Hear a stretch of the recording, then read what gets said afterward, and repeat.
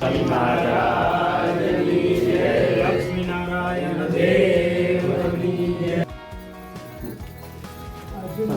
સ્વામી સહજાનંદ સુગમ કરી સિદ્ધિ પ્રભુ જય સદગુરુ સ્વામી.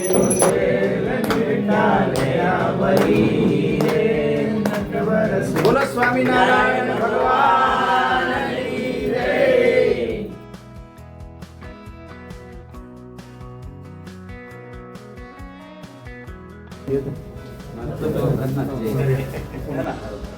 અમારી કોશિશ એવી હોય કે ભજન તો સ્વામિનારાયણ ભગવાનની મૂળ રીતે છીએ.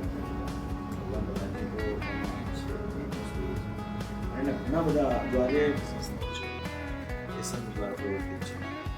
તો શ્રી જન્નત એક છે એમને બહેનો અમને એ બરાબર છે. હવે ગુરુ મંત્ર છે ને એ આપણા મૂળ સંપ્રદાયનો એક પાયાની મંત્ર છે. બરાબર. શિક્ષાપત્રીની અંદર શ્રીજી મહારાજે એના આશ્રિતો માટે કીધું તમારા આશ્રિતોએ ધર્મવંશી પાસેથી શ્રી કૃષ્ણનો દેશાંત મંત્ર આ મંત્ર પરાપૂર્વનો છે. ઘનશ્યામ મહારાજને પણ કરવંદી દાદાએ મંત્ર આપેલો છે. આ મંત્ર બહુ મહત્વની વસ્તુ છે. જે સંપ્રદાય વૈદિક ગણાય એ વૈદિક સંપ્રદાયની અંદર મંત્રનું બહુ મહિમા અને એમાં વળી બ્રાહ્મણ દ્વારા બાકીના ત્રણેય વર્ણનને મંત્ર અપાય એ મહત્વનું હોય છે. એટલે શ્રીજી મહારાજ આ વખતે બ્રાહ્મણ કુળમાં જે છે પોતાના કુળમાં આચાર્ય સ્થાપન કર્યું છે. આચાર્ય ગ્રહસ્થ છે અને આચાર્યને જે ધર્મપત્ની હોય એ બહેનોને મંત્ર આપી શકે. એટલે આખી કમ્પ્લીટ સિસ્ટમ. એટલે જ્યાં સુધી મંત્ર નથી લીધો ત્યાં સુધી સત્સંગી ખરા પાકા નહીં.